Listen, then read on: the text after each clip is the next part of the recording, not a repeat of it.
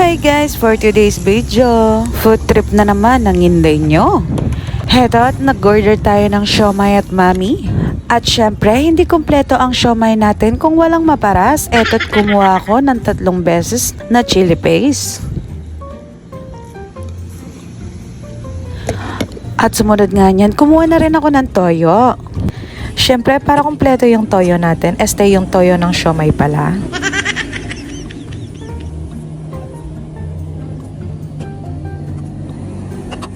At sinangkapan ko na nga ito ng kalamansi.